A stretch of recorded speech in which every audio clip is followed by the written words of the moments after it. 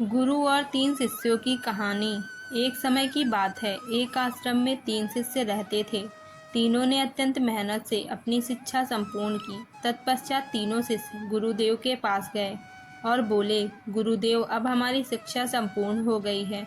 अब गुरु दक्षिणा देने का समय आ गया है। गुरुदेव मुस्कुराए और बोले, यदि तुम लोग मुझे दक्षिणा देना ही चाहते हो तो कल मुझे एक थैला सूखे पत्ते लाकर दे दो। तीनों शिष्य मंद मंद मुस्कुराए और उन्होंने सोचा कि सूखे पत्ते लाना कौन सी बड़ी बात है। अगली सुबह तीनों शिष्य पास ही के जंगल में दक्षिणा लाने हेतु सूखे पत्ते एकत्रित करने के लिए गए, परंतु उन्हें यह देखकर आश्चर्य हुआ कि जंगल में सिर्फ एक मुट्ठी सूखे पत्ते बचे हुए थे।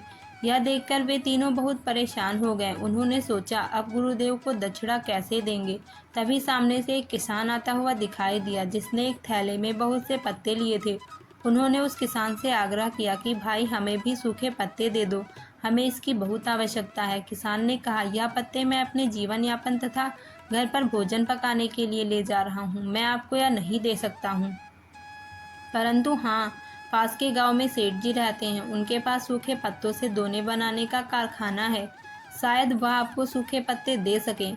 वे तीनों सेठ के पास गए और उनसे सूखे पत्ते देने का आग्रह किया, परंतु सेठ जी ने कहा कि मैं आपको पत्ते नहीं दे सकता, क्योंकि मुझे इनकी आपसे अधिक आवश्यकता है।